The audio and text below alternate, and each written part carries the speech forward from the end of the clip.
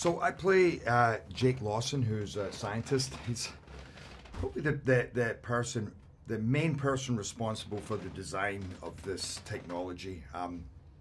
So he's become quite a celebrity around the planet. For a lot of people, say he's the person that they identify with having saved the world. However, he can be a bit of a maniac. He's a bit of a renegade. He hates bureaucracy. He doesn't always work well with other people. He finds most other scientists idiots. He's loyal to a fault. When he sees the team that he believes in, then he'll die for them. But mostly he feels he's surrounded by fools, and so he has this.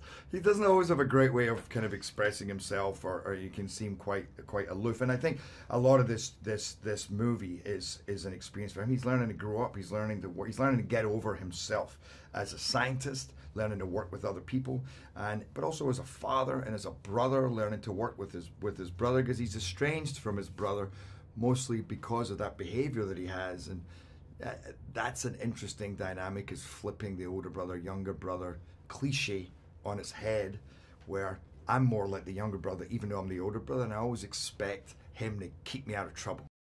A geostorm is when various storms around the planet combine to become one planetary storm. A kind of, what would you say, a catastrophic storm that can envelop the whole planet.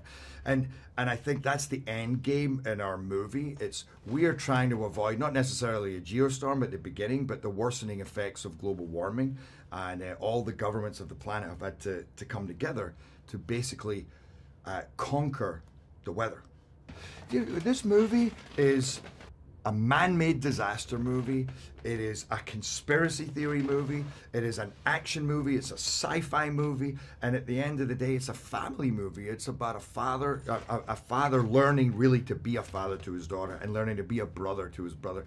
So it's very emotional as well. So it has all of those things going on, as well as, at the end of the day, couched in these visceral, jaw-dropping action sequences that take place all over the world and out of space. So it really has a lot going on. No, and it's not about natural disasters. That's dealt with in the first 5 minutes, where you watch this incredible montage explaining, and this is what I loved about it, global warming happened. We're not saying we could stop that. It just happened. We had to build something to deal with it. And that's a goosebump moment when you kind of see, one, watching it happening and realizing what you draw this dynamic without a doubt, or this relationship with what's happening today, but also mankind came together, and for once they combated something massive, and they forgot about their self-interest and their selfishness and their individually seeking power, and they thought from a global soul level, and they fixed something. But that's the setup for this movie, is what did that leave us vulnerable to? Where do we go after that? So it's a juicy film.